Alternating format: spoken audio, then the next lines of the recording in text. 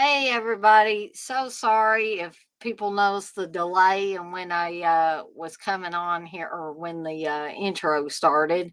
I was running a little bit behind. I was on a phone call with my dear mother and it got late and then I realized I didn't have my computer turned on. Usually I have my computer already turned on back here, but I did not. So there was a little delay there, just a little bit. Um, I see Steve moving around back there. Um, so I have the link, both links in the chat. The first one is for the link to the movie Curtains, which is what the watch along is going to be for. I see Clifton. Clifton, I don't know if you're in here right now, but I hope you're able to join us because you said see you here, Dana. If nothing comes up. Um, but on that note, I wanted to say the first link is to the Curtains movie on YouTube. For those of you that don't have another way to watch it, hopefully you can watch it through YouTube. I kind of scanned through it, and it looks like a pretty decent copy. The second link is the StreamYard link for anybody that wants to join me live on this watch along. Um, as always, it can be audio only if you don't feel comfortable being on the camera. It's perfectly fine if you want to join live and participate in the watch along and talk about the movie as it's going on. But you don't want to have video, that is okay by me. Um, I see there are like five of you in here, but nobody is really chatting. So I'm going to give it a few more minutes to allow some more people to come in here, and then after that time, we'll go ahead and get started. Um, Also, I want to thank everybody. I want to thank anybody and everybody that is subscribed to my channel, even before. Hey, Darren, even before Wes very nicely put a promotion about my channel on the Dead Pit the Dead Pit fans page on Facebook. That I was totally not expecting that. Hey, Tim, I was totally not expecting that, and I was very flattered and honored that he would take some time to really give me a huge shout out. So, um, I want to give him a shout out in return, and a huge thank you for doing that. I am now over 400 subscribers. And I'm just pleased as punch about that. So I want to thank all my previous subscribers, and I also want to give a big thank you to my new subscribers and any future subscribers, people that uh, may be thinking about subscribing but just haven't just yet. And subscribing again is not a requirement for you to come in my streams. You can come in my streams anytime you want to, and you don't have to subscribe to my channel. But it's nice to know that there were some very nice comments underneath the original post that Wes had put up, that just I couldn't believe it. I was like, I really didn't know that. I mean, I understand that my regulars, the people that come in here and get in the chat and participate and do all that stuff, and I'm not saying that's a requirement either, but those people that are more vocal and they say, great stream or something like that, um, I knew those people were enjoying it, but I had no clue about some of these other people. It's like, really? They watch, and appreciate my comments and by incessant rambling sometimes, my rants. Um Yes, Tim, that was very nice of him, and I just if he was here, I think I would give him a big old hug for that because um honestly, Wes is one of my closest friends. I always tell him I think of him like a brother, and I hope he doesn't uh mind me saying that. I think of him and Aaron um like brothers, at this point. Um Darren, you say 400 subs, that's awesome. Yeah, actually,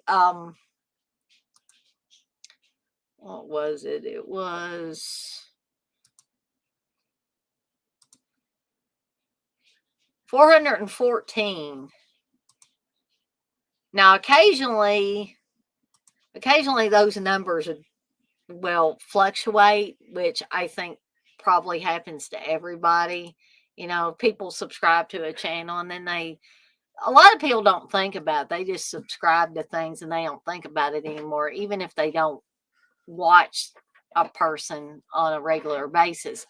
Um, but some people do subscribe and then they're like, I guess they think, oh, I'm not watching this enough. I'm just gonna, they kind of clean house and go through their subscriptions, and if it's something that they haven't watched or they even forgot even what that was, they're probably gonna forget about it or get rid of it.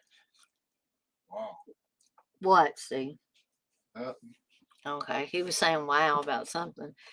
Um, so again, I think. Hold on just a second, guys. Get my little cheat sheet out here because I keep forgetting. Steve's back there making fun of me. I keep forgetting the things. We're not in love anymore. Steve, about the upcoming watch-alongs I've got planned. So this is that all you do now? What? You just do watch-alongs? No, I do streams through the week on different. I'm sorry, I forgot. Continue. Okay. Continue. So anyway, we're doing curtains this weekend. January 28th is the final terror. February 4th is X-ray. February 5th is schizoid. February 11th, just before Valentine's Day, is going to be My Bloody Valentine, of course. February 18th is going to be Sorority House Massacre. And February 25th will be Night School. So we got all that lined up in the coming weeks. What? Nothing. Okay. Do you want to be on this watch along? No, my stomach's messed up. I've been running to the bathroom. So I'll probably have to run again. So. Yeah, okay. I'm letting it go. No hands. I wouldn't. Look, no hands. Steve, you better get that. All right. Okay. No, Wes, Steve is not doing the watch along with me, sadly. Sorry about that. He was just saying that his stomach's bothering him. This is midnight for me. So he says this is midnight for him. Tim says, what up, Big Steve? Not much. Tim, he says not much. Steve is a salad shitter tonight. I don't think it's salad. We had pizza. And then I know Steve had some chocolate milk a little later, but I'm not sure what he ate with that. If he had some of that cornflake candy I made for him or what. But yeah, I know. I wish he would join us, but I'm not gonna try to push him into it because when he says his stomach's not feeling good, it's better just to leave him alone. But I do want to throw this out there. Somehow I knew, Wes, that you were going to say that. You say chocolate milk is he ate. I do occasionally drink chocolate milk too, but usually I drink malted milk. I mean, I'm not saying that's more adult than chocolate milk, but that's generally what I drink. So, getting close to getting started here, guys. So, of you guys that are chatting in here, um, oh, Wes, you say malted milk is for adults? Okay, so I'm in the adult group, and Steve's in the child group, the kid group, I guess. So it's getting close to getting this party started. So, um, I just wanted to know of you guys that are chatting in here, is it Darren, Tim, Wes, are any of you guys interested in coming in live on the stream? Because I do have the StreamYard link there in the chat. And if you don't see it, I can repost it. And also, if anybody needs me to repost the link in the chat for the movie Curtains, I can do that. I think Steve's still back there making fun of me, but I don't know why he makes fun of me all the time, but whatever.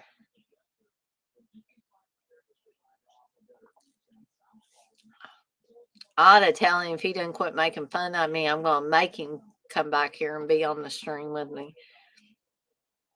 So, wow.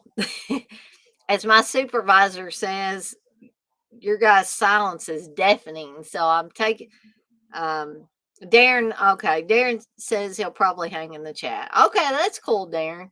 Any takers to come on live with me of you guys that are in here right now? Wes, you're out and about. Okay, that's cool. Tim, are you interested in coming on live? I think you're the only other one that's chatting in here with Darren and Wes.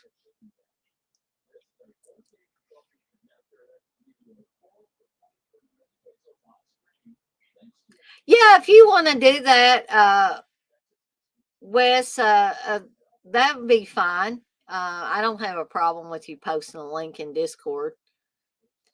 Darren, you say I didn't get a chance to rewatch this earlier to take notes. I got you. Yeah. So, Darren, are you ready for the Red Queen kills 7 times tomorrow? I bet you got notes for that one.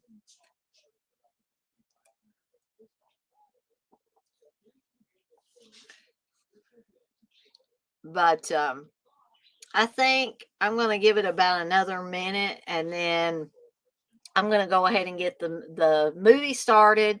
But if there's people that come in a little bit later, if you want to join in live on the stream later, for you are more than welcome to. I can always repost the link if need be. Oh, speaking of though, Wes, where's Aaron? Is he out and about too? Or do you have any clue? Because sometimes he comes in on these, sometimes he doesn't, depending on, I guess, how busy he is.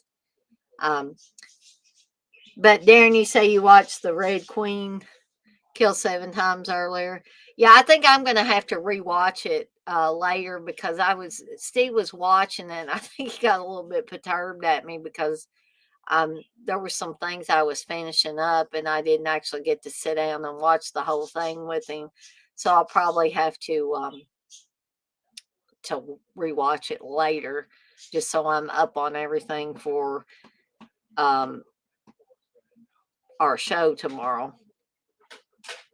Because I'm curious what Darren and Dirk both thought of the Red Queen. Because I don't know if I've ever heard Darren say what he thinks about the Red Queen kills 7 times. Okay, so I'm going to give it to 7:20, and then I'm going to go ahead and start up the movie. So, if Wes is out and about, he's probably not going to be watching the movie. But Darren, Tim, are you guys all queued up to for the movie? Um, Darren, you say, did you see Sick and Megan? Now, I didn't see Sick. I saw parts of it. Steve was watching it, but Steve and I did watch Megan. I enjoyed Megan. I thought it was, the trailer made it seem like it was going to be kind of hokey, and so I was a little hesitant. But yeah, it was a pretty decent movie. And I did enjoy it. Now, the parts I saw of Sick, I wasn't too impressed with that movie. But I mean, it didn't appear to be horrible. It just didn't wasn't as interesting to me as Megan was. So, Darren, you got your Blu-ray queued up. Okay. So it is now 7:20. So I'm gonna go ahead, like I said, and get this party started. So um I am at the black screen on YouTube, I guess right before the credits, the opening credits starts. So 3, 2, 1, press play. So now I'm to the what you call it, where it says Jensen Farley Pictures Inc. presents. And I'm not sure, Darren, if your copy has that on it or not.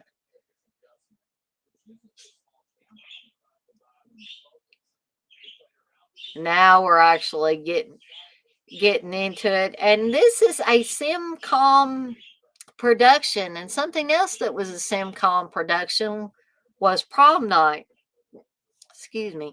And these were both Canadian made films. And as I've said before, I feel like the Canadians had us in the United States beat on horror movies at this during this particular time period. Early 80s. This one's 82. Prom Night was 80. Um, and this has the typical Canadian actors and actresses in there. Lynn Griffin is in here.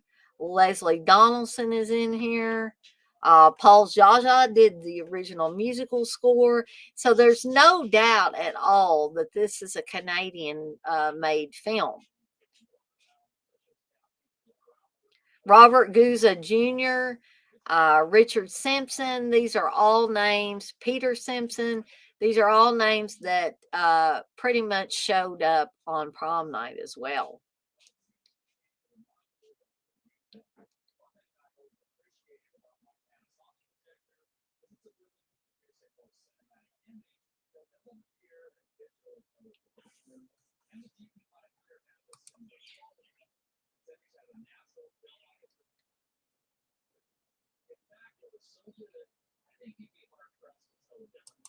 So, Darren, you say I wasn't a fan of Megan. Sick was a little better. Should be interesting tomorrow. Yep. Hey, Gizmo, you say hello. Hope all is good. Wes, you said Jensen Farley also produced what classic early 80s slasher? I'm not sure. Wes, you can share with us if you'd like. Hey, X-Ray, you say if you like Canuck cinema, you should check out Siege if you haven't already. Banger movie. It's like a Canadian assault on Precinct 13. I'll have to check that one out. I don't think I've seen that one, X-Ray. Wes, you say Peter and Dick Simpson were brothers. Their dad was Slog Simpson.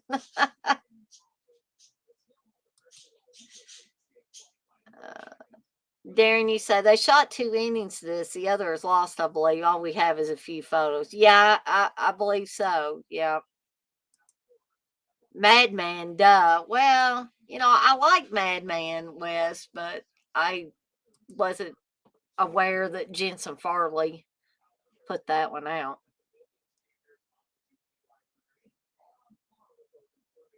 Now, as you're going to see, there are going to be several actresses that are going up for the part of Audra. And we just seen John. Well, there's John Vernon. Um, and I don't think that I would. I don't think I would go this far. The character of Audra is evidently um, suffering some mental issues, and so she's going to allow herself to be committed to a mental hospital in hopes that she can get this part. I'm sorry, but I don't think that I would go that far for a part. Um, because doesn't she realize that there may be a chance that she never get out of this mental institution?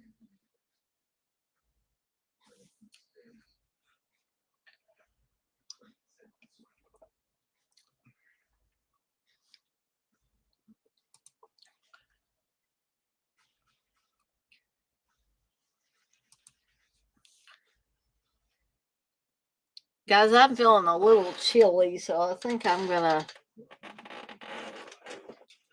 hook up my fireplace heater back here.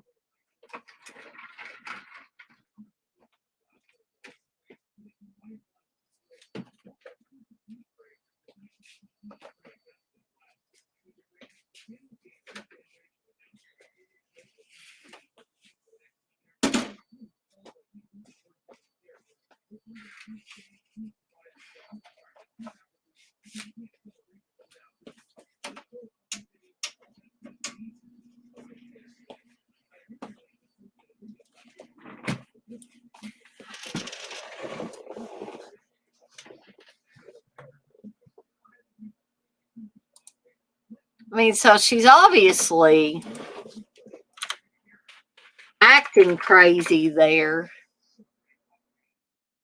in order to get herself committed.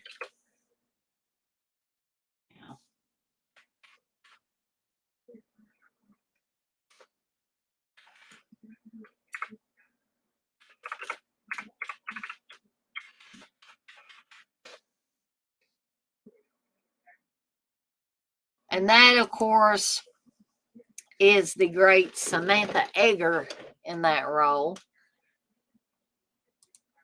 Hey, Little Dumplings Books. And hey, Rob Scott.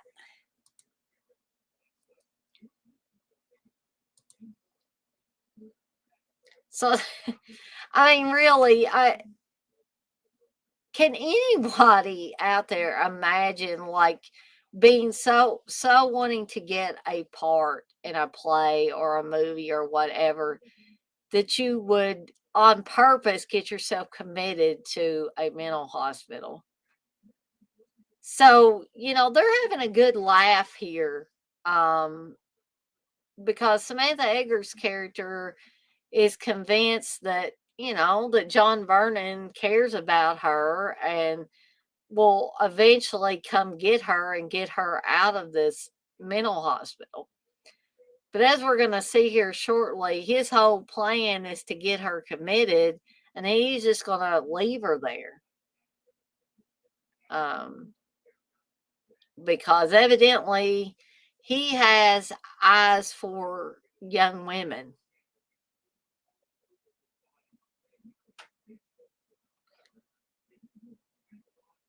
And he just wants to get her out of the way, and then he's going to invite a bunch of actresses to his house to audition.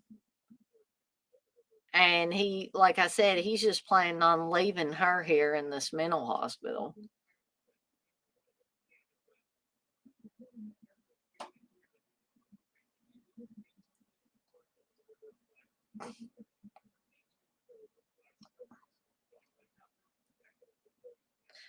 So Samantha Egger doesn't look too bad, too rough here. But later on, she's going to look pretty bad. she's actually going to look like a patient in a mental hospital.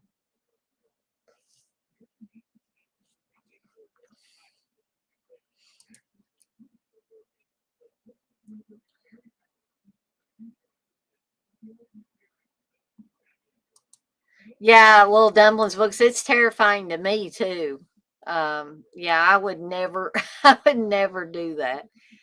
Darren, you say, I've always thought this was underrated. The creepy visuals and atmosphere. It's almost like an American Giallo. Yeah, yeah, a bit.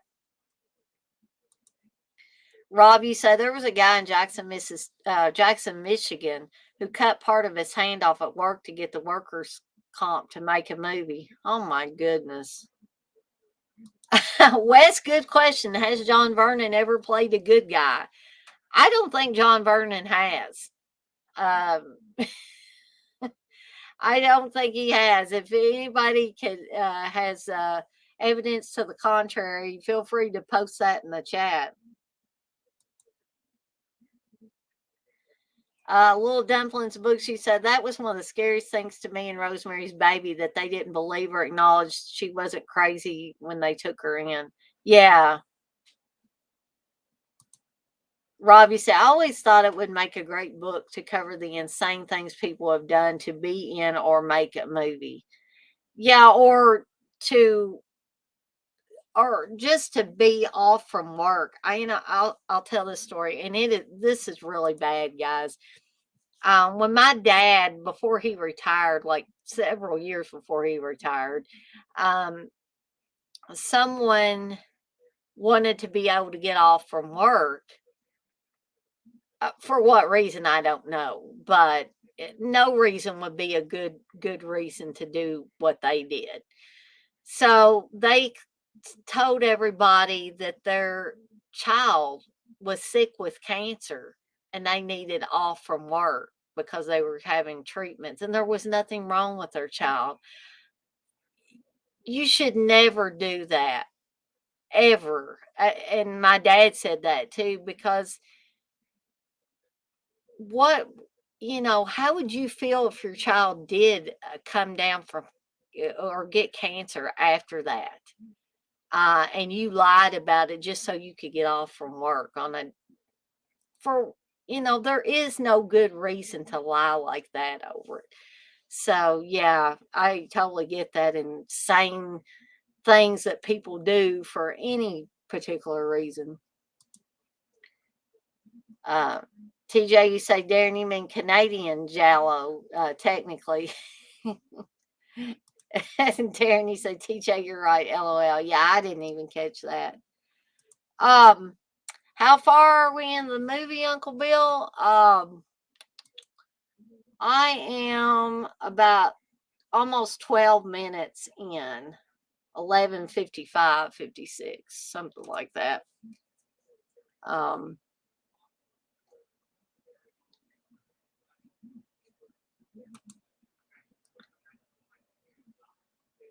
so Samantha Egger is trying to, her character is trying to sleep here, and they're having to, like, some attendants are having to take somebody out forcibly. So Samantha Egger is starting to look a little worse for wear, because guess what? John Vernon has not come back for her yet. Um,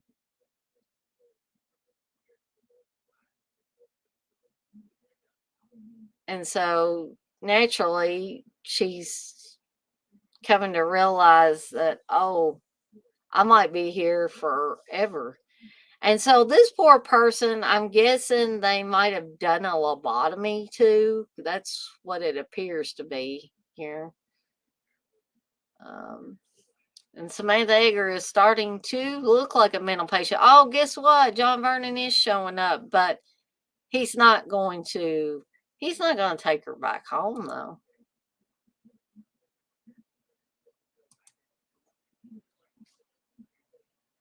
Rob, you say, as far as my old job knew, my grandma died 3 or 4 times when I was younger. LOL.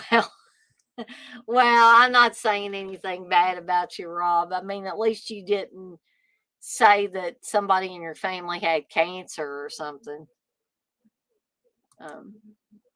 Hey, Maddie. Young Michael Wincott is in this movie. Crazy.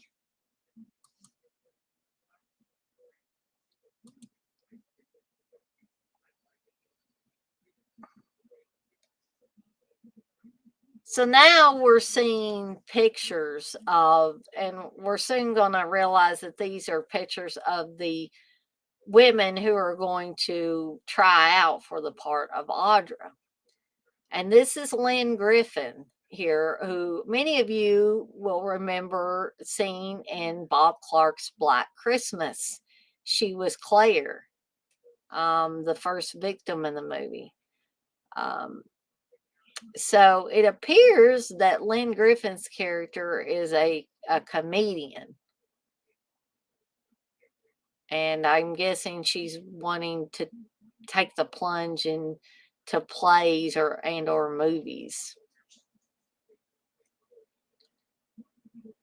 So this looks like it's maybe amateur night or something like that, where people are kind of trying to break into comedy or entertainment in general.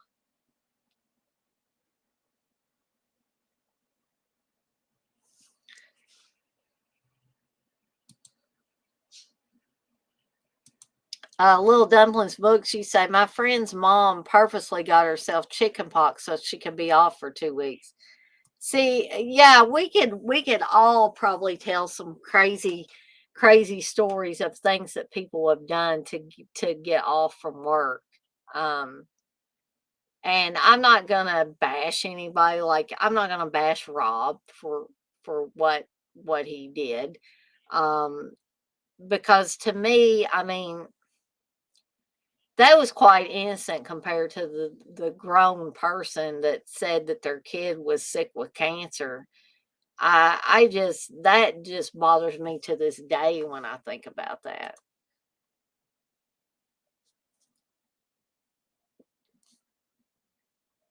So here's the one of the other actresses. Well, was one of the actresses here.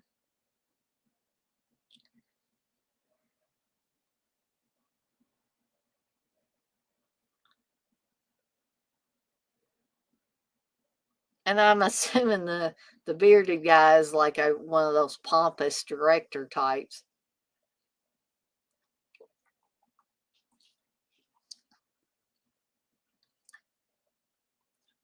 That's basically trying to make this poor woman feel like she's washed up, and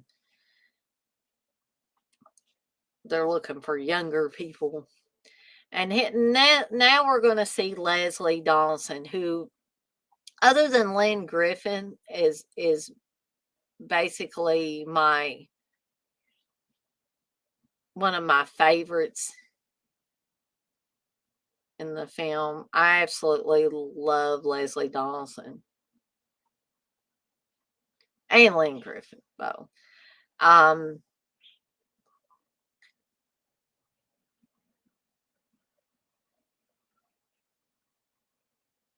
So each one of these photos of the different actresses is being thrown into the fire.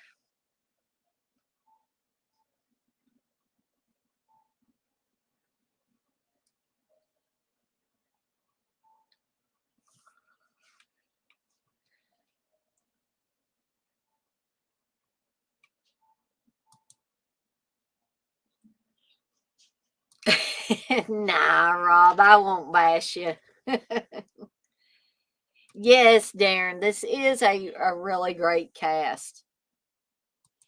Yes, you are right, TJ. Mitchie from Terror Train is in this as well. Sadly, what was her name? Her real name, was it Sandy Curry? Was that her name, TJ? Um, Sadly, I think Sandy Curry died at a young age. I don't know if there's a lot about about Sandy Curry. I don't know why they have a picture of Jamie Lee Curtis and it says Sandy Curry. Yeah, she died November 3rd, 1996 is when she died. So like I said, she died quite young.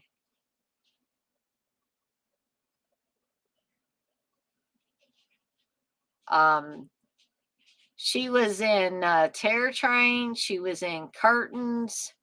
She was in Street Justice, The Magic Show. One of the last things she was in was Emergency Room, the TV series. She was in several TV series, Night Heat, Adderley, Hot Shots, Hanging In. She was also on Terminal Choice.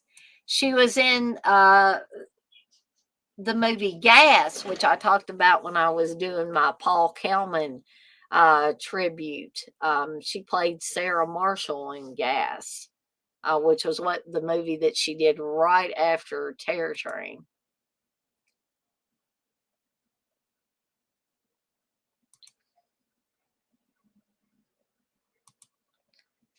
Yes, Darren, I agree. This scene is superb. And a lot of these setups in this movie are fantastic.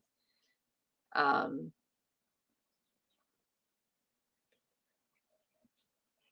even, and I'll be honest, and I don't really think I'm giving anything away here because this object is going to show up quite soon. But there's a doll that keeps showing up right before people get killed off.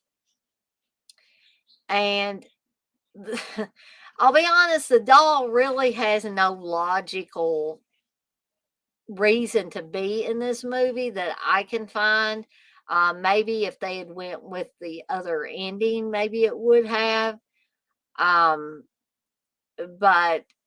this version, or all the versions that I have seen, it really has no logical reason to be there, but it's creepy and it works. And I just love the imagery with this doll.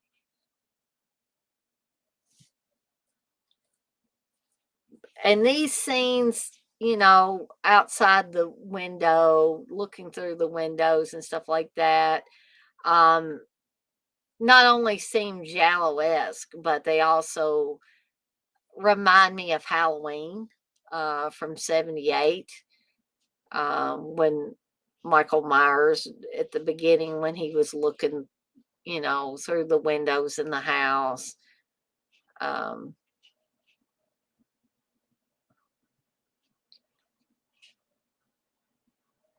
So I believe that this is her,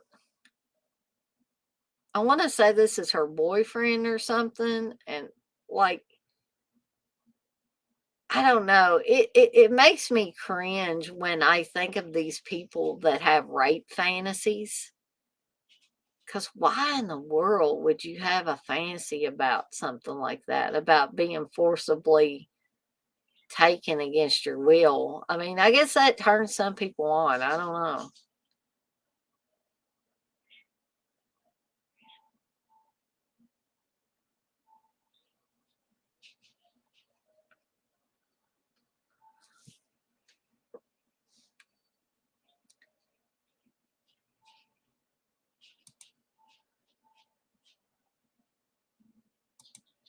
Darren, you said the doll makes no sense, but the visuals are amazing. Exactly. TJ, you said the doll was in the first version of the story, but reshoots, they forgot about it mostly. I figured it was something like that. Timmy say, yes, I love the doll on the poster art. One of my favorite posters. Yeah, I love the poster art because it's one of those things where the more you look at it, the more things that you see. It's almost like one of those hidden picture type of deals.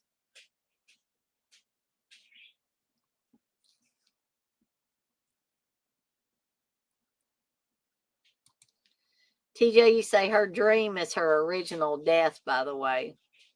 Ah, gotcha.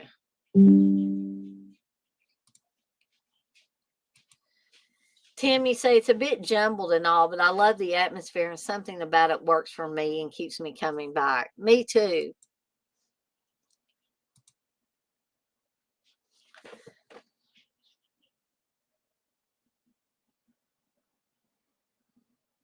I don't know if it is this guy. I'm kind of curious to look, but her boyfriend there, there's the doll. Reminds me of TJ in To All a Good Night. And so now I'm curious to see if it is the same guy. I'm probably wrong, but I'm going to look it up anyway. See who played TJ here.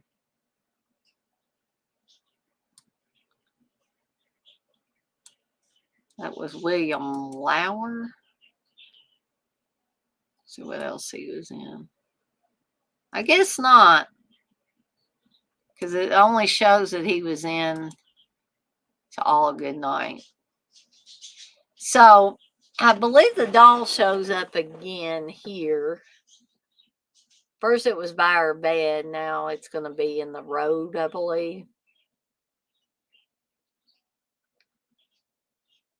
And like we've all said, in this version of the movie, the doll does not really make sense in the movie, but hell, the visuals are just so stunning and creepy that I think I would have just left them in there too. The way the doll is set up and all of those things. It almost looks like a little girl here.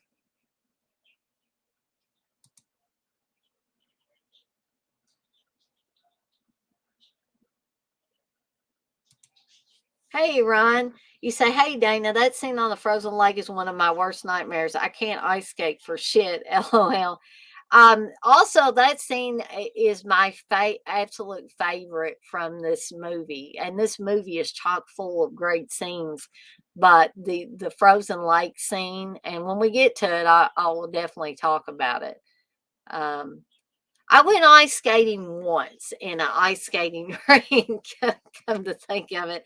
And I didn't, I was given milk crates stacked up to hold on to. But yeah, I'm not too good at ice skating. Darren, you say, was fortunate to get the UK quad and video posters when eBay was reasonable. Now you can forget about it. Oh, I bet that's awesome. TJ, you say they shot like half the movie, it was shelved. Then there were issues with the original director, so they changed a lot, which led to the weird inconsistencies. But I think too, it works for the movie to have those weird inconsistencies.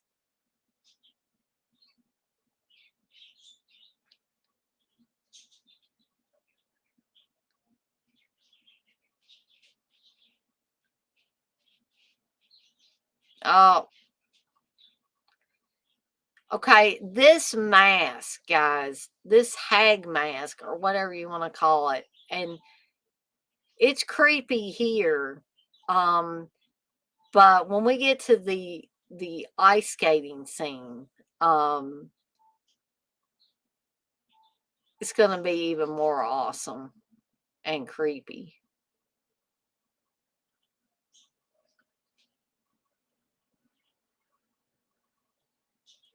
I just I just realized watching it, it was like she was talking to the inside of her coat.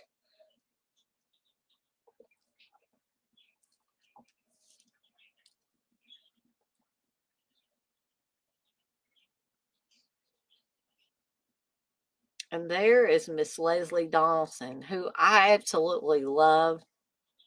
I love her. Um, I guess the first things I saw her in were Happy Birthday to Me and Funeral Home. Just kidding. looking at Lynn Griffin's ass here. Um,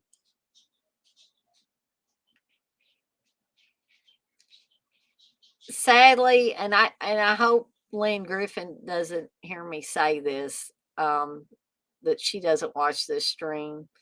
I still think Lynn Griffin is a great lady, but guys, she, poor thing, she has not aged well. Um, and that happens to the best of us. I mean, but she was in Black Christmas and this, she's very attractive and stuff. And I'm not saying she's unattractive now, but she is quite a bit older. And like I said, bless her heart, she has not aged well. But it's all going to happen to us if we live on this earth long enough.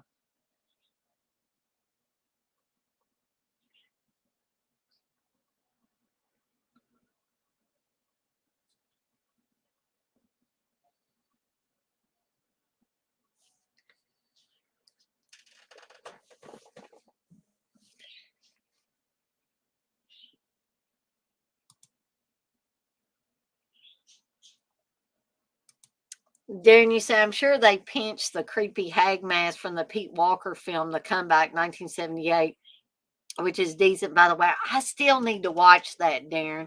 I mean, I've got it in that set that Wes, bless his heart, he gave to me. So I definitely think The Comeback is in there. So I need to watch it. Little Dumplings Books, you say, happy birthday to me was great. A lot of fun. Definitely a fun movie. And um, when my birthday comes around, I usually watch My Bloody Birthday, or not My Bloody Birthday, Bloody Birthday. I'm thinking of My Bloody Valentine. Bloody Birthday, um, Happy Birthday to Me, and Madhouse, which, believe it or not, has a birthday theme to it as well.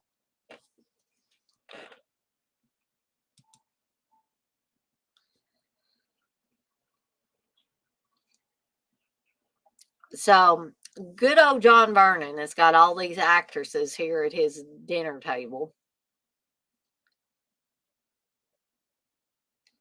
Of course, he's kind of acting like an asshole here.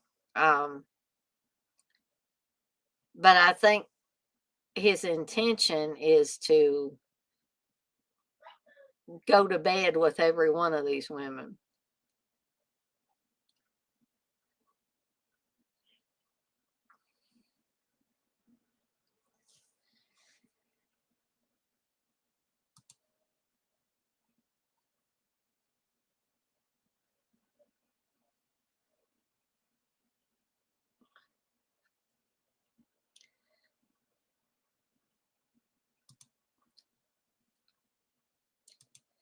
Darren, you say she's very active on Facebook and YouTube. She does a lot of fan interviews. Yeah, watch The Comeback for sure. Um, I take it you're talking about Leslie Donaldson, Darren. She is she is very active on. I didn't know she was on YouTube, but I did know that she was on Facebook, and I was really close to getting an interview with her, and she agreed to do it. And I hold no ill will towards her at all, but she got busy with other things, and she told me she was so sorry that it kind of had to go on the back burner, and she offered to give me excerpts from other interviews so I could put together something for the fanzine. And I said, well, no, I'll wait. And unfortunately, some time has went by, and I'm sure she got more and more busy. I've gotten more busy. Um, I haven't.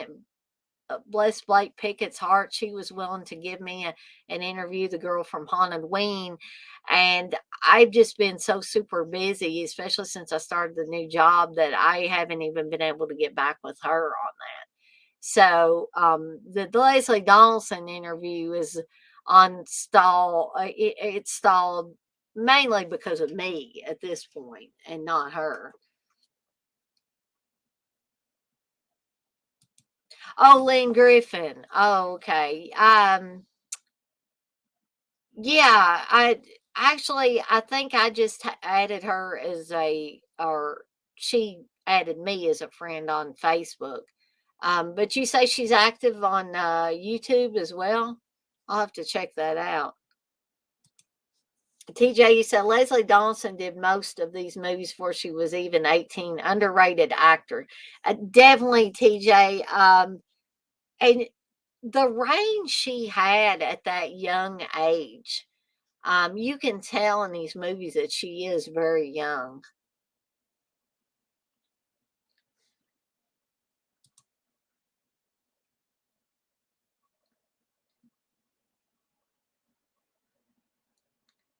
So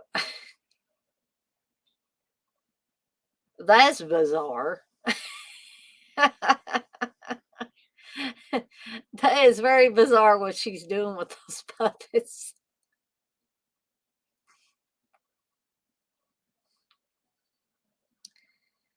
I just wonder if that big stuffed snake is symbolic in any way. What do you guys think?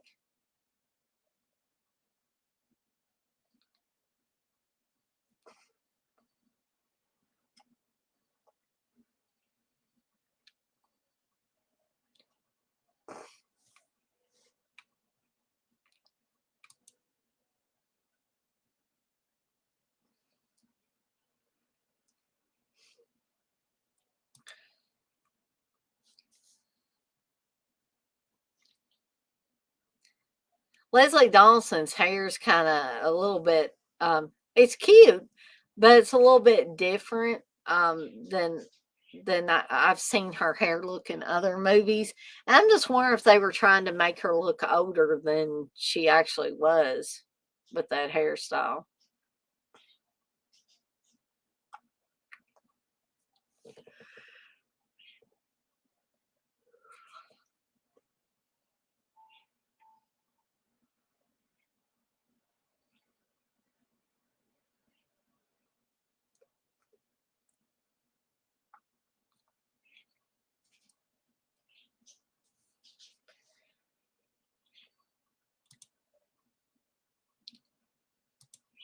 Darren, you say Leslie Dawson could have gone on to a great career, one of the original screen queens. I agree with you there all the way, Darren. Um, and Leslie Dawson too is like so um engaging too. I mean, like even I was talking a little bit earlier when I thought that you were talking about her being very active on Facebook. Um she was at one time, and you know she was very funny, and still is, I'm sure, very funny, very engaging, um a little political, and maybe that turned some people off. It didn't bother me because she seemed to share the same political views that I did. And our Canadian neighbors, a lot. I just love talking to them. I talked to Art Hindle at a convention a few years back, and he was just. I love talking to him. I could have stood there and talked to that guy all day.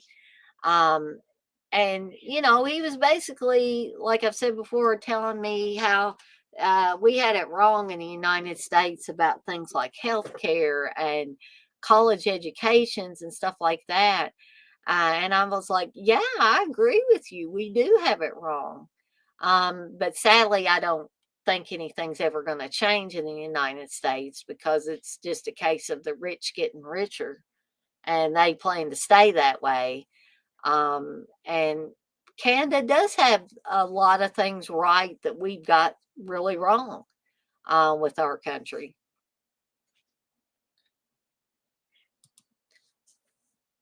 Darren, you said I spoke to her a few times. She was really funny. Yeah, very, very funny.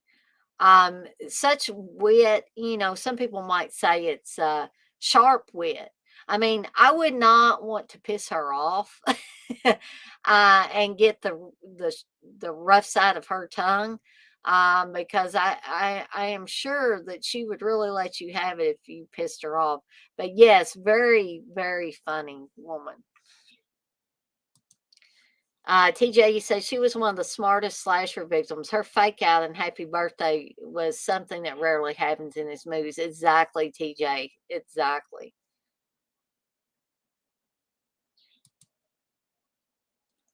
Rob, you say preach, and little dumplings books, you say 100%, Dana. Well, thank you guys. Um, so evidently, John Vernon has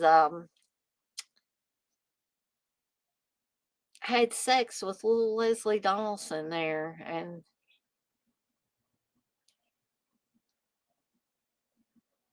I'm just wondering if this is supposed to imply that she's a virgin and he was a little rough with her. Um,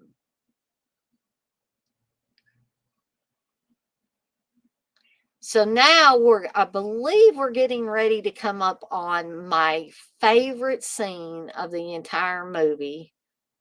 That's chock full of great scenes, but this is the shot that makes this movie for me. I love this entire movie. There's no doubt about that. But this scene is classic. It's iconic.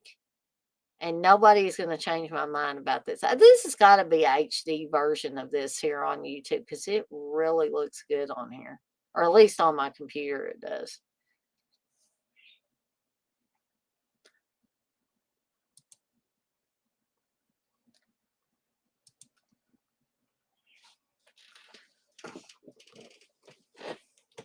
So Leslie Donaldson's character evidently is going to go.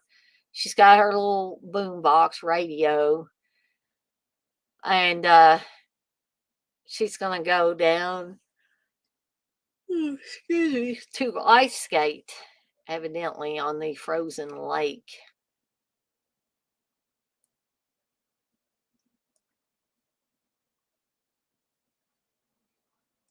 And this outfit she's got is so cute too. I love the pink fuzzy hat and pink gloves.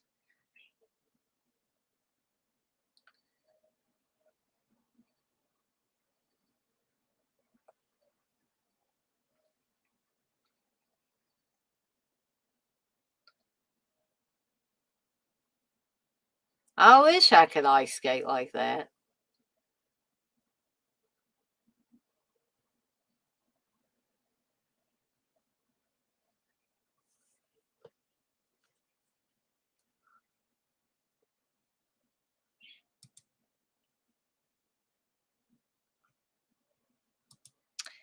Definitely, Darren, top 5 slasher kills of all time.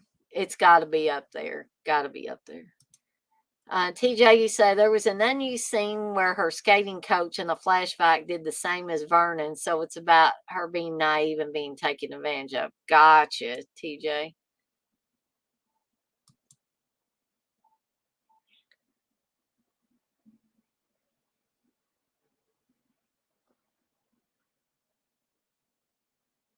And also the upcoming scene.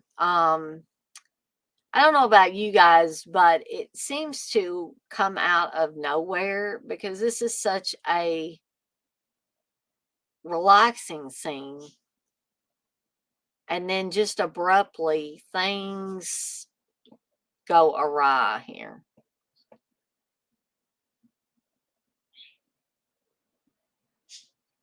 So somebody has evidently shut off her radio.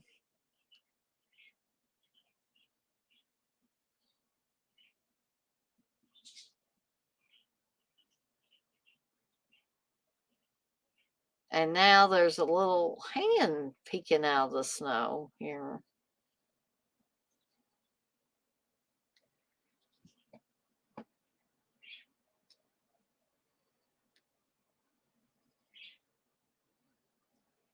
And there's that damn doll again.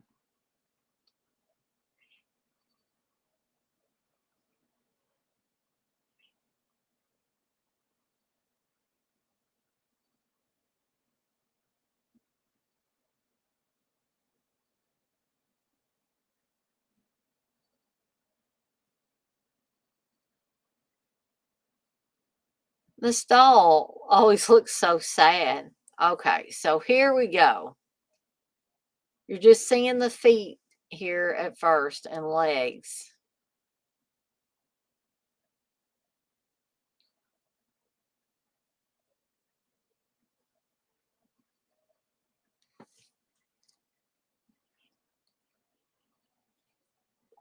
And she's so fixated on the doll that she doesn't even know that danger is coming up on her.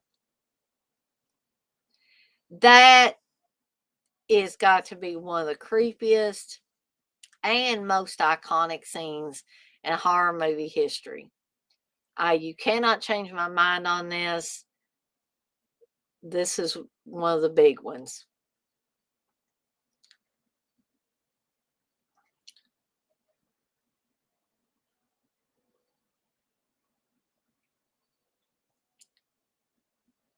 And the intercutting between Leslie Dawson's character and the killer is great. The only thing I can wonder about is why is she still continuing to hold on to that doll unless she's thinking it will block the weapon from hitting her. That's the only thing I could think of. And this is, I mean, this is a vicious attack here as well.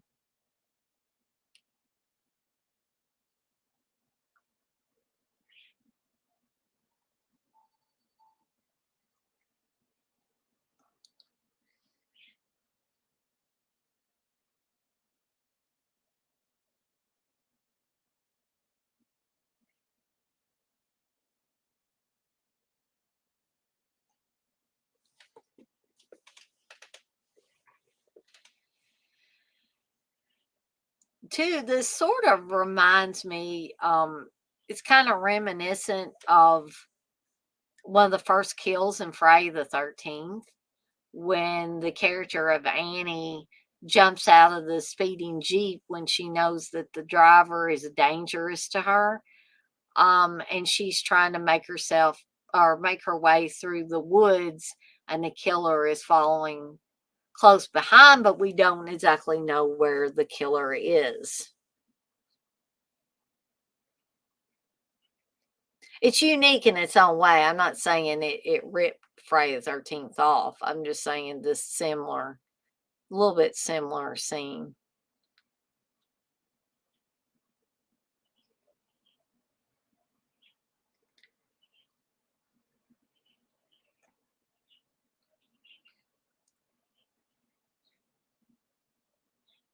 Plus, it looks cold, very bitterly cold out there.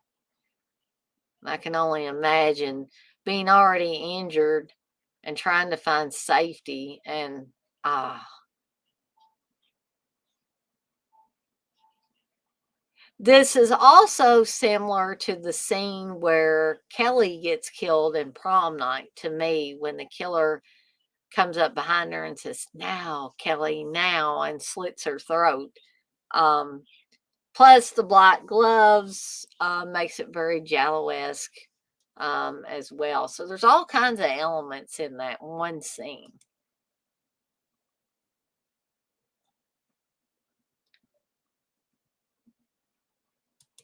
TJ, you say she said she trained to skate but hurt herself early, so they got a double. Yeah, I remember that. I think she said that during an interview.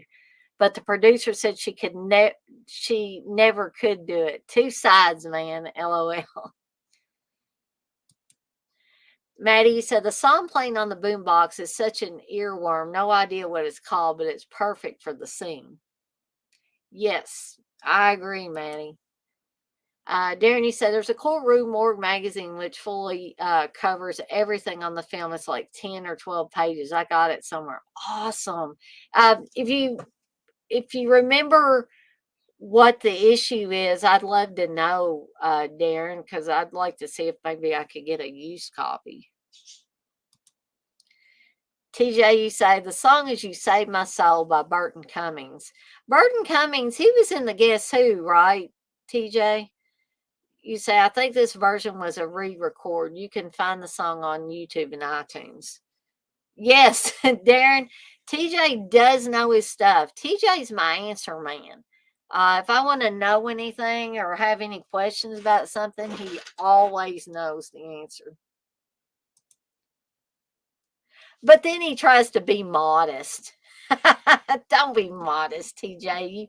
You are the answer man. You say you were just listening to it last night. Darren, you said this came out in 1983, but I think it was shot a year or two earlier. Yeah, I think the date on it is like 1982.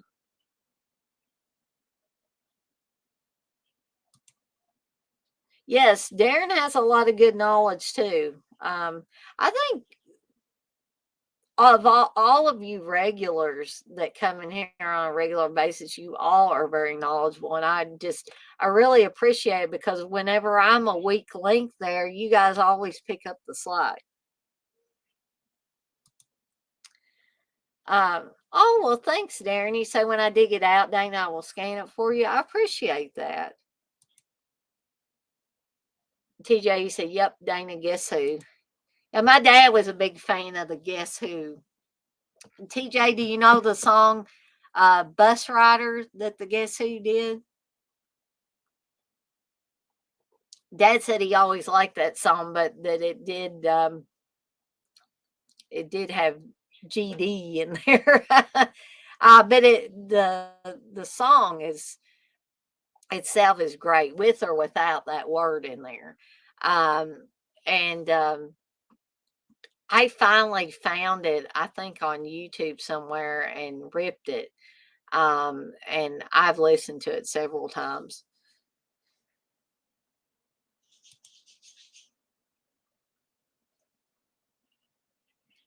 So Samantha Eggert again and John Vernon, like what John Vernon, like such an asshole. And here's another appearance of the hag mask. Um,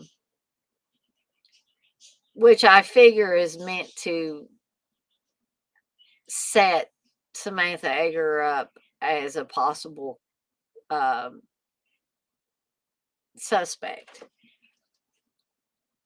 And her eyes behind, like any eyes behind that mask are creepy, but Samantha Egger's eyes are just, it looks so bizarre. It almost looks like that mask is welded to her face somehow. Like she has become this hag just by putting the mask on. That mask is just so lifelike.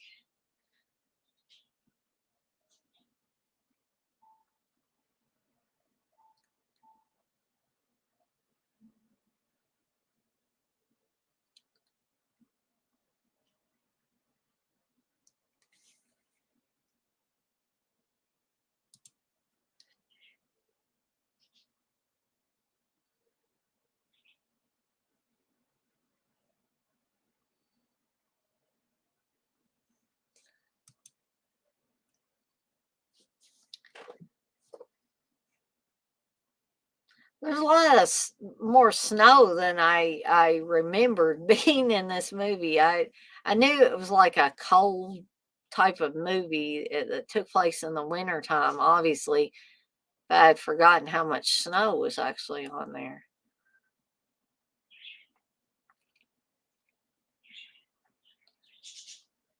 I'm wondering too if they had different hag masks because sometimes it looks slightly different than other times.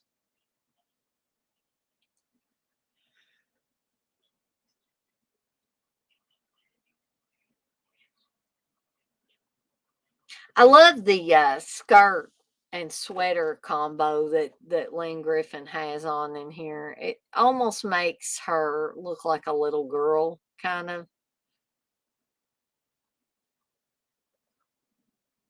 Absolutely hate John Vernon in this movie. I mean, I don't hate John Vernon the person, but like this character, especially that he plays in this movie, that he seems so pompous and self-serving.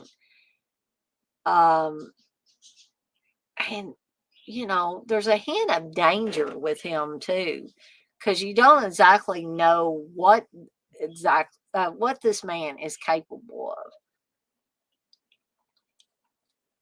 or what lengths he will go to get what he wants.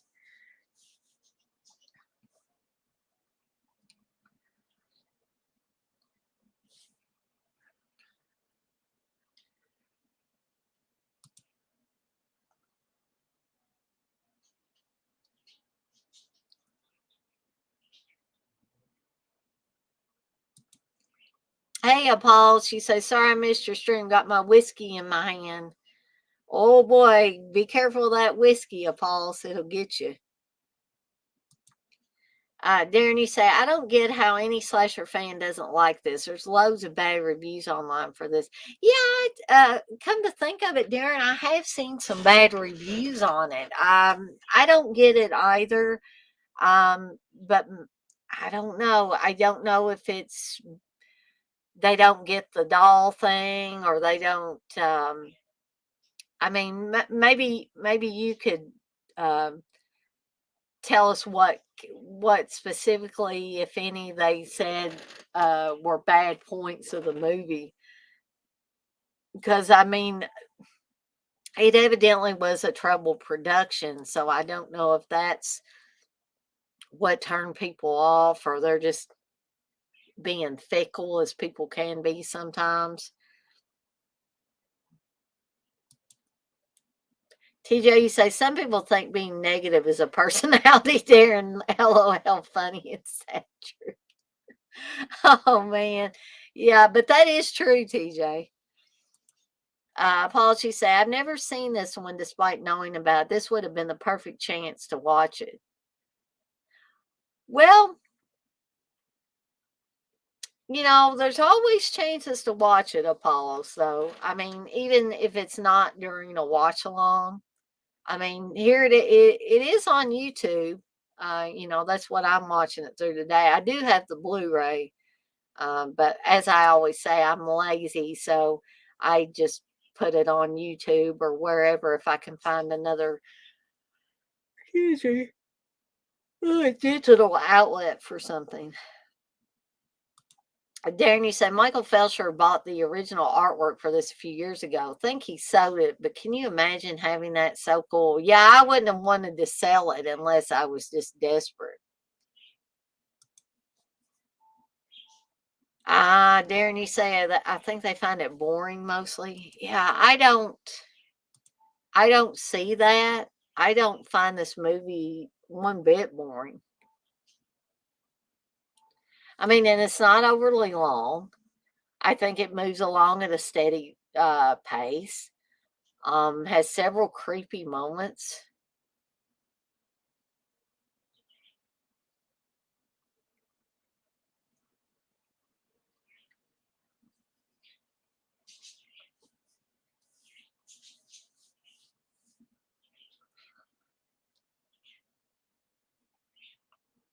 Gosh, she's rubbing her arms like she's cold. Well, she's making me cold looking at her in that skimpy outfit.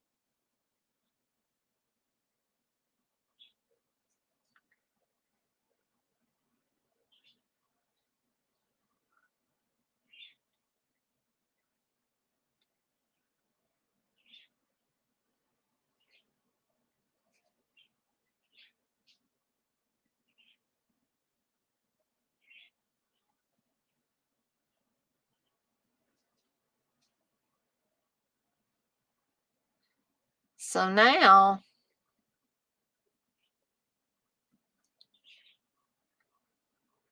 um,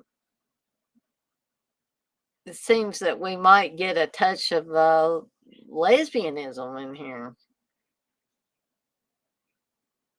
Or lesbian tendencies, maybe.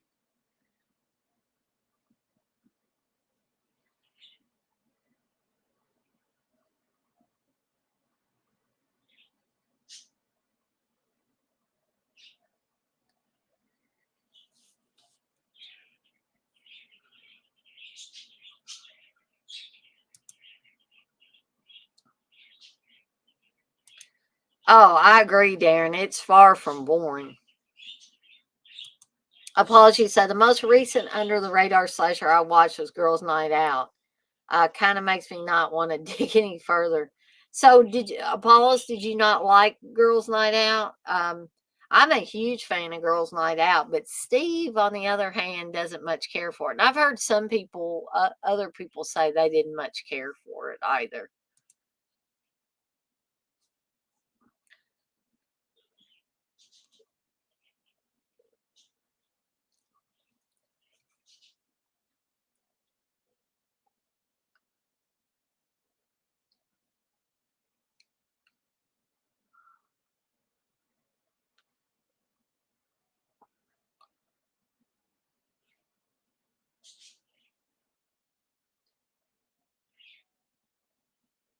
This is one thing I've never had a steady enough hand to do was paint my fingernails.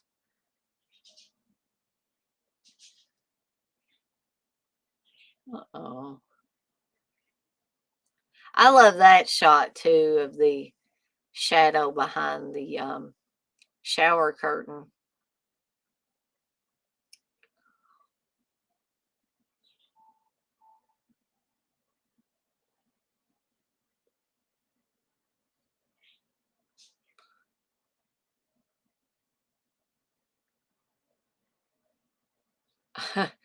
And the reveal here, which is awesome, of Leslie Donaldson's head in the toilet.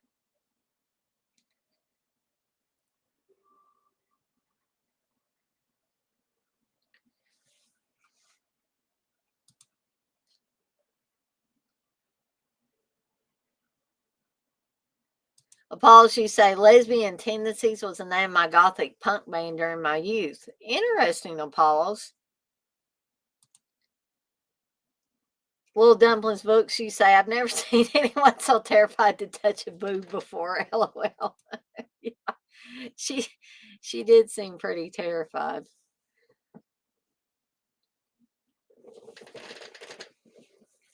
Oh, John Vernon, you asshole. She's trying to tell you there's a head in the toilet.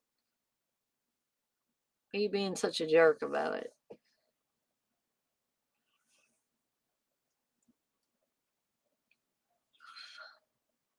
And as is usual with horror movies, he's going to force her to look in here. He's like, nothing behind the shower curtain.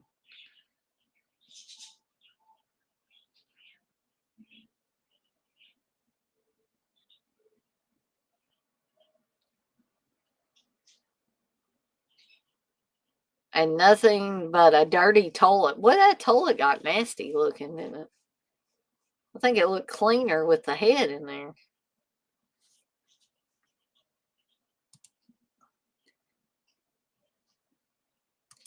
TJ, you say House on the Sorority Row stole the severed head gag. It's possible. Little Dumplings books, you say he's always such a douchebag and everything. Exactly. Exactly.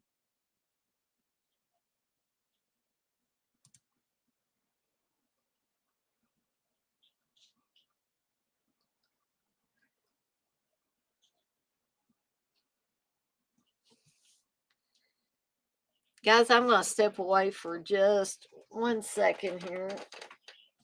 I'm going to run to the restroom. I hate to leave in the middle of this great movie.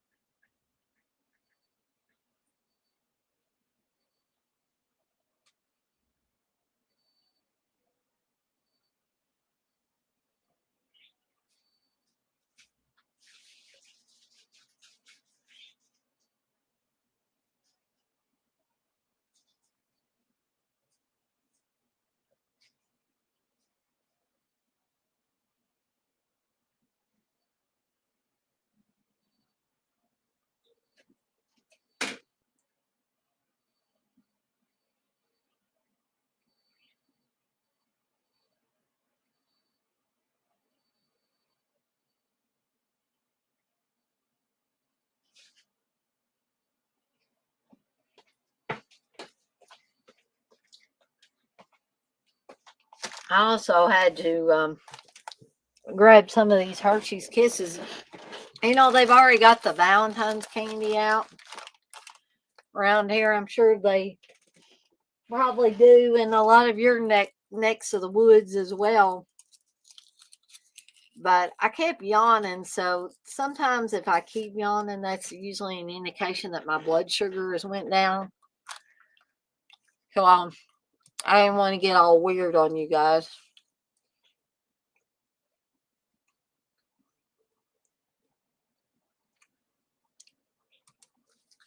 Apologies, say you saw that I did a video on Mission to Mars. I did. You're gonna watch that tomorrow because I was wondering if it was worth a watch. Yeah.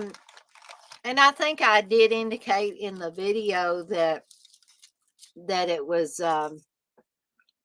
worth a watch. It's a little long, but still worth a watch in my opinion. Darren, you say there's a scene with John Vernon in a bit that defies logic. That's one of the reasons I like this, though. Most of it defies logic. Exactly. It makes it interesting.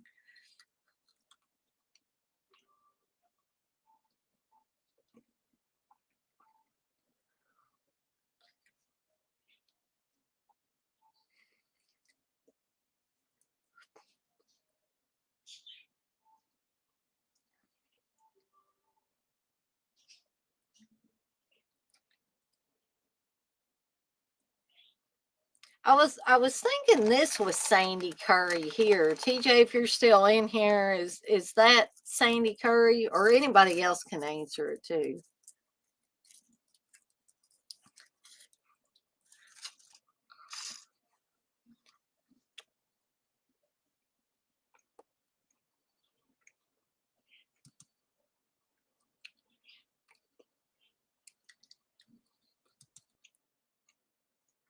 Apologies, I buy the big box of chocolates on Valentine's to make me feel like I'm eating for two. Well, you know, Steve usually gets me some kind of candy for Valentine's Day and gets me flowers. Usually gets me roses because he knows that roses are my favorite. But I don't know if I'm going to eat much candy or try not to eat too much candy this year because I'm trying to make some lifestyle changes to lose a little bit of weight.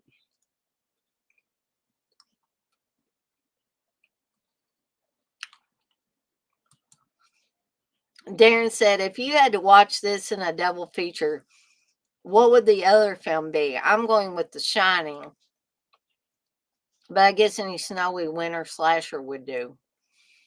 I don't know. Terror Train might be a good pairing because it's another Canadian movie and it also takes place in the wintertime. I would almost like to pair The Shining with Ghost Keeper. I would almost like to do a double feature of that at some point.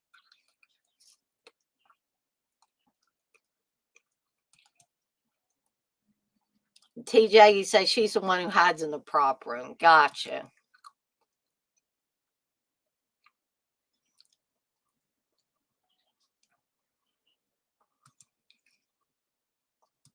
Rob, you say, shh, now Kelly's going to expect candy and roses. Yeah, but of course she should get candy and roses on Valentine's Day, Rob. You know that.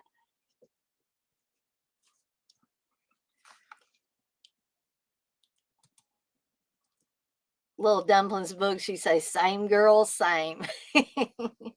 Us gals, we most of us love roses. Darren, you say, yeah, Terror Train works. Apologies, say, foregoing The Thing and Shining, my favorite snowbound horror movie would be the Hammer Abominable Snowman film. Interesting, Apollos. I like that. Little Dumplings makes you say, haha, yes, I should.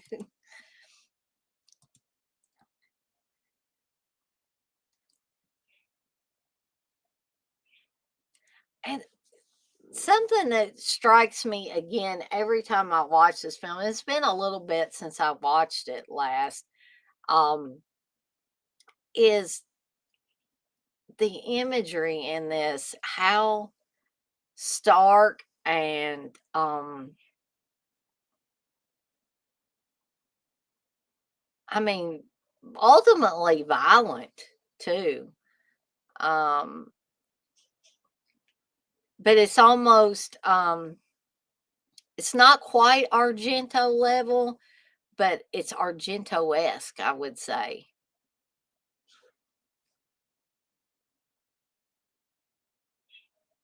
Like I just can't get over the how beautiful the imagery is, even when you're dealing with somebody's just been killed. Um, it's still it's almost like it's a painting. It's like artwork of some sort.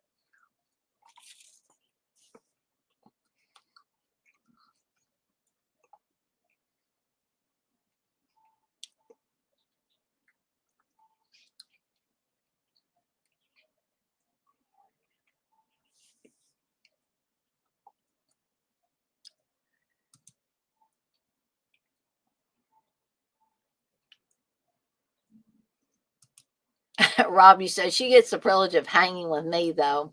Well, yeah, I mean, I love hanging out with Steve too, but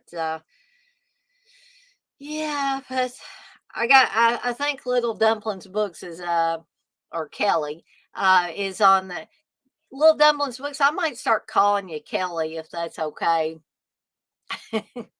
You say I can hang with you and get roses. Exactly. Then don't let him forget that. But make sure you get them on sale. We have a wedding to pay for. LOL. Yeah, there you go. Yeah, you can be sensible too. Darren, you say no CGI snow here. That's for sure. Exactly.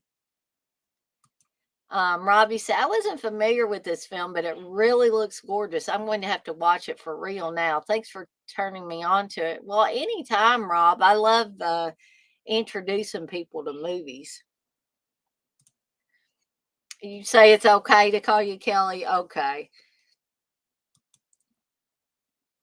Apologies say at Darren Burrows. Apparently, a lot of the snow in The Shining is salt, which makes me see the movie in a different light.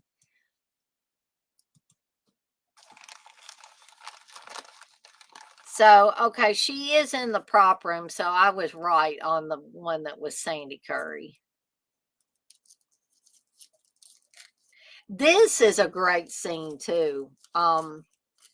This one for me probably comes second to the ice skating scene.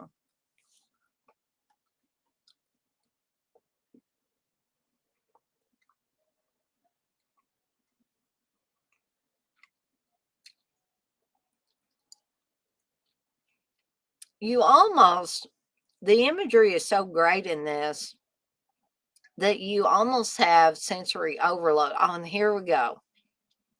Here we go. That damn killer in the hag masking him.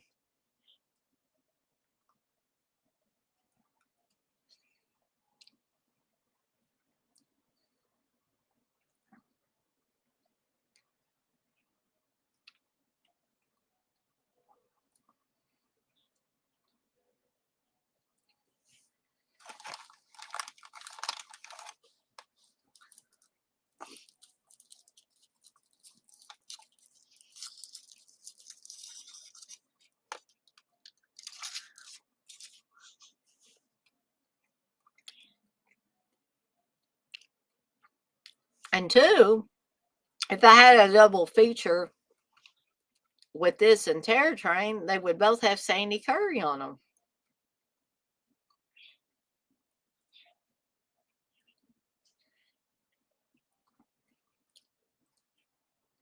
You know, as I'm really looking at the stature of the killer,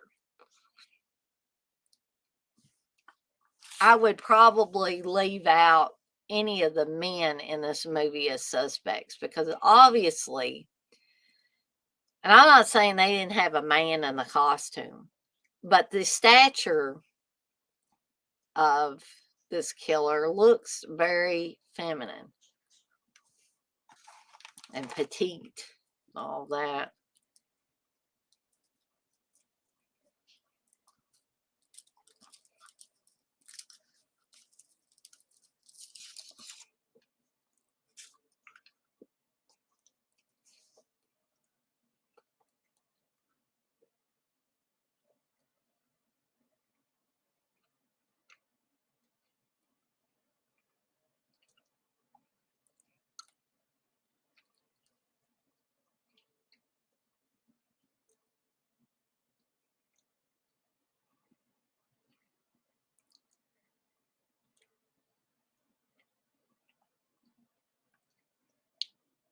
Because it's been such a while since I've seen this movie, I'm finding myself almost forgetting I'm doing a watch along, and I'm finding myself actually engrossed in watching the movie.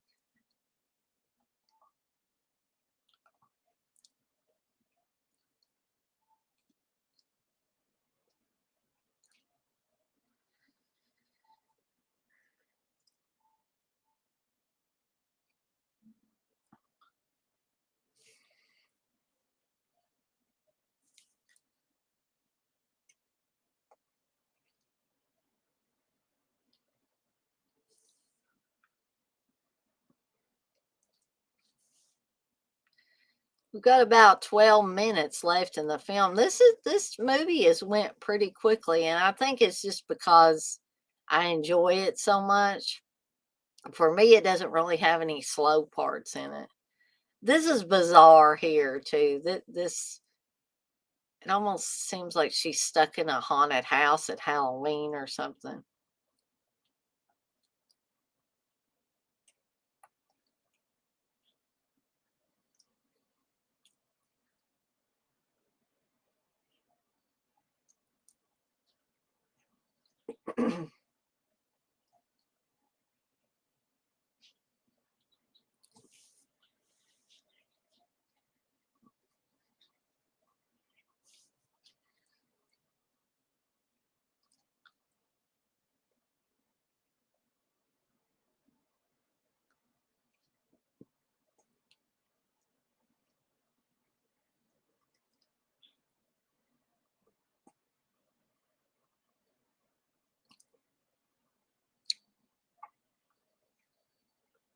Hmm. Seems that there might not be all mannequins in there. Oh no, there's not.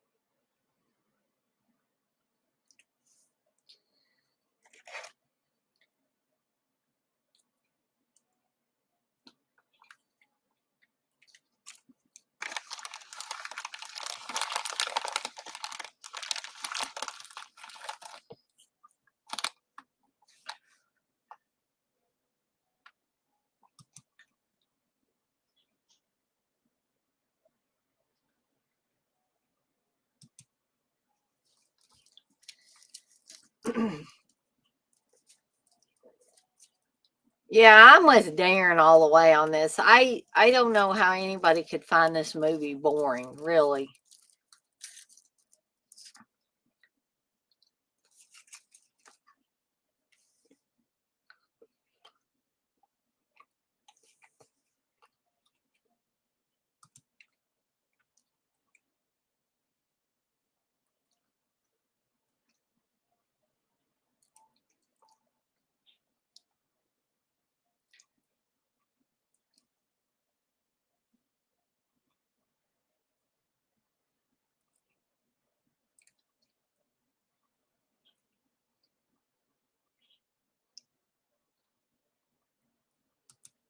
And dare you say, Paul, that fooled me because it looks great. Yeah, it fooled me pretty good too. Darren, you say this Blu-ray is fantastic. So glad Synapse did this. Me too. That's the version I have too, Darren. Kelly, you say, P.S. Dana, I friended you on Facebook if you are ever on there, but I did it under my name, not Little Dumplings. Okay, I'll have to take a look at that, Kelly, because sometimes I miss friend requests. So I'll make sure I take a look. Hey, Texas. Kelly, you say Terror Train is so fun. I think Terror Train is extremely fun, but some people don't like Terror Train either. Paul, she says sometimes the build of the killer doesn't make sense, like in Friday the 13th, where Betsy Palmer apparently has man's hands. Yes, those are actually Tasso Stravakis' hands, Tom Savini's assistant at that time. TJ, you said Ghostface never matches who the killer actually is. LOL. Exactly, TJ. Yeah, the scene with all the mannequins does remind me of Tourist Trap, Darren. Kelly, you said we'll probably end up watching this weekend. We didn't know about it. Yeah, I think, I feel bad that you guys are watching it and it's probably going to like spoil the ending for you. But yeah, I can watch this. I can have repeat viewings of this.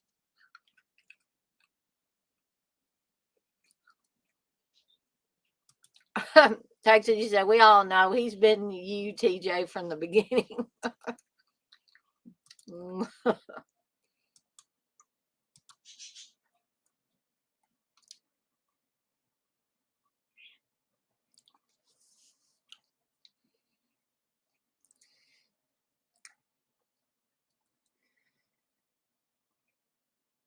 So here is Lynn Griffin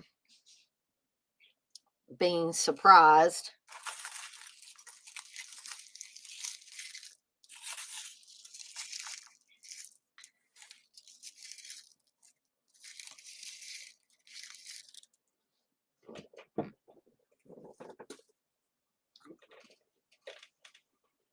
So we're going to be coming up on the big reveal soon, which, I mean, I like this ending. I wish that the other ending hadn't been lost because I would like to have seen what the other ending was. Or how it played out, rather, I guess I should say.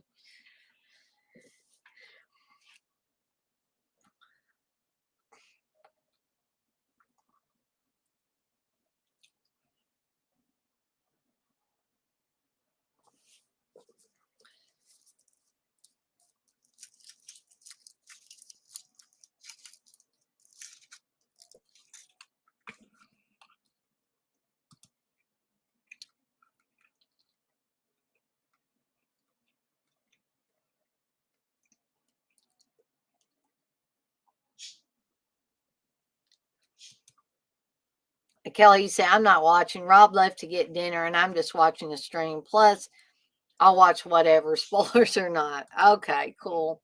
I just don't want to spoil anything for anybody.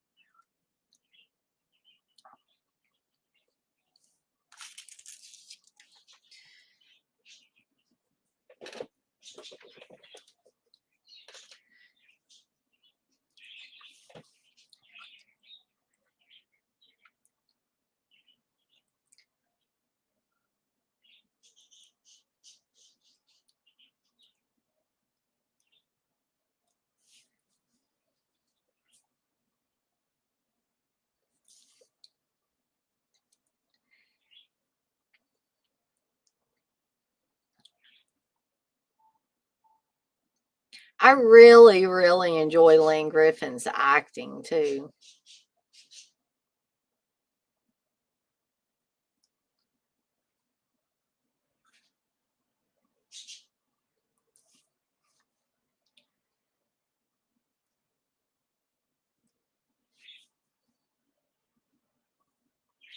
So, oh wow. See, I love this reveal. And I'll be totally honest, and some of you may think I'm dense, and that's okay. But the first time I saw this, I did not see this coming. Okay. So here's the extra big reveal to this.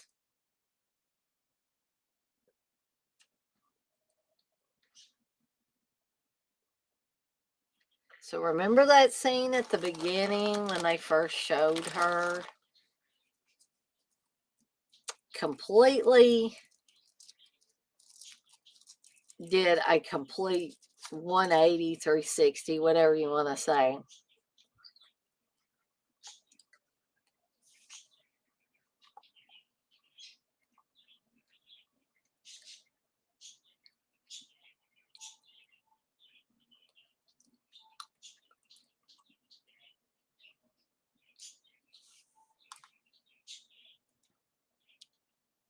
Wow. Guys, I honestly enjoyed rewatching this again, and especially rewatching it with all of you guys. TJ,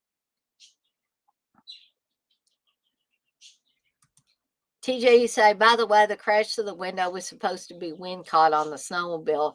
The early setup with the vehicle makes more sense with that. Yes, it certainly does, TJ. Kelly, you say, it's interesting that they both had the same color palette for their clothes. Yeah, I didn't think about that, but you're right. You're right. Darren, you say, not sure. I think the other ending, she was on stage and talking to all the dead bodies in the audience. I may be wrong, though. That sounds familiar. Maybe I heard it in an interview or something. Yeah, Kelly, you said like they coordinated in the film, LOL. Possibly they did. Hey, John. You say always late to the party, LOL. Had to get dinner. No problem, John. You said curtains rules. Love the score. Me as well. I was talking about how atmospheric this movie is. We talked about a lot of different aspects. Darren actually brought up what if you did a double feature with curtains, what would the other film be? And he mentioned The Shining, and I mentioned Terror Train. I'm not even thinking about Sandy Curry is in both films. Um, which TJ brought up and reminded me a little bit earlier that she is in this film as well. But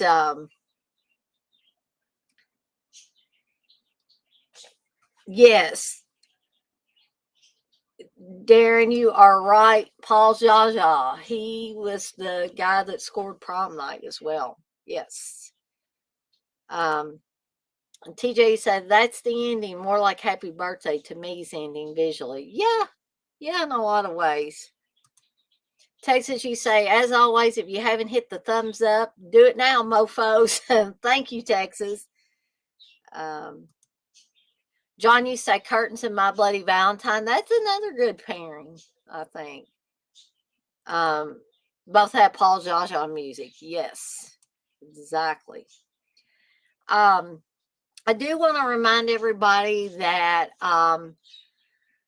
Tuesday, this coming Tuesday, I will be doing another. There's something about Tarantino. Be covering another couple of Tarantino movies, including Pulp Fiction. And then Thursday, I will be doing another My Dinner with De Palma, and we will be covering Passion and Domino. So you can look forward to all that, and also, um, CK West, he said that I should do a Ask Me Anything type of stream. And I was like, well, yeah, I've never really done one quite like that. I've had like a Q&A, but never an Ask Me Anything. So I'm really thinking I'm going to do that. So there'll probably be one of those upcoming next week. I wanted to get, put it out there for a few days to allow, people to see the promotion for it. So look for a Ask Me Anything stream promotion to pop up. And then, of course, next Saturday, I know I read these off earlier, I will be doing a watch along for the Final Terror. So I don't know how many of you guys have seen the Final Terror, but it's one of my personal favorites. So perhaps somebody might like, or several somebodies might like to join me live on the stream for that.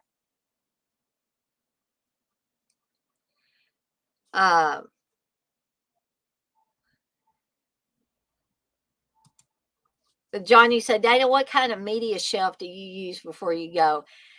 Well, actually, John, me and Steve are thinking about getting some kind of, I think they're kind of like a turnstile type of media thing, because he was watching some videos on YouTube, and I forget what the names of this particular thing, the name of this particular uh, shelving is called, or brand or whatever. But Steve's going to get one first and see how many movies he can get on it, and then if it works out for him, I'm going to get me one. But right now, you can probably see one of the shelves directly behind me. It's just standard shelving. And then there's another one over this way that Steve gave to me when he took some things off of this black shelf. And again, it's just a standard media shelves like you could order from Amazon or pick up at Walmart or something like that. Not anything special, but we're thinking about upgrading a little bit. Johnny Sayer, this can be part of the Ask Me Anything, LOL. No, that is perfectly fine. I don't mind that. Darren, you said, I dig the Final Terror. I don't think Wes likes it though. Probably not, Darren. Probably not. John, you say Ryan Atkins got this Atlantic one that's tall. It looks cool. I use Target small bookshelves, but I want a tall stack one, honestly. And this one directly behind me might be an Atlantic one. I'm not entirely sure, John. Kelly say, Dana, do you ever watch older horror films like from Hitchcock, like Rear Window, Rope, Psycho, etc.? Oh, yes, Kelly. Yes, I do. In fact, Psycho is one of my all-time favorite horror films. And I have talked about Psycho in other streams, where I've said that this is an almost or nearly perfect film. So yes, I do also like Rear Window. I don't know that I've seen Rope, but I need to. One of my other favorite Hitchcock films, other than Psycho, is Strangers on a Train. I absolutely love Strangers on a Train, but I definitely do watch older horror films. John, I have not seen Skinamarink yet. Evidently it's supposed to come to Shutter soon, so I may wait until it comes to Shutter. I tried seeing if there was a version I could watch on YouTube and wasn't able to find one. I did watch the trailer, which the trailer might have me fooled, John. I mean, I'm not going to say it doesn't, but that trailer was creepy as shit. Um, and they may have put all their money and their creativity into that damn trailer, and the movie might be, as you guys said, it might be awful. And on that note, Steve did say that he thought that he had downloaded a copy and he skimmed through it and he said it didn't really seem like it had anything on it, so he deleted it. I wish he hadn't have. I wish he had, just let me take a look at it and see if the movie was definitely on it. But, sometimes, depending on where you download something from, you could get kind of ripped off and so to speak, because Steve has gotten things where he thought it was a giallo or whatever, and it turned out to be a porno film or something like that. Because people can put these on these torrent sites or whatever and say it's one thing and it's not. John, you say Final Terror. I've never seen it all the way. Well, maybe perhaps you'll be able to join us for the watch along, and unless, of course, the reason why you've never seen it all the way is because you think it's boring, you might not want to join us for that. Kelly say same, and Rope and Rear Window are excellent. Yes. Rear Window I know, and I definitely want to see Rope at some point. Kelly, you said yes. Strangers on the Train is excellent. Yeah, that's one of my absolute favorites, up there with Psycho, actually, for me. Darren, you say I prefer Psycho 2, but the original is classic. Love 3 and 4 too for different reasons. Yes. Did you love part 3 for Jeff Fahey, Darren? That whole scene, that whole bizarro scene with the lights being in different spots. And for anybody that has seen Psycho 3, you'll know exactly what I'm talking about. John, you say make sure to get a nice tall Red Bull beforehand before Skinamarink. Okay. Gosh. Oh man. Have you seen the trailer for Skinamarink, John? Because I mean that really makes it look like it's gonna be something good. Darren, you say LOL part 3 is just a kick-ass slasher. Oh, there's no doubt about that. John, you say Psycho 2 is a favorite of mine. I like Psycho 2 as well. I think Psycho 2 is probably the closest to the original Psycho. It's one of those near perfect sequels, in my opinion.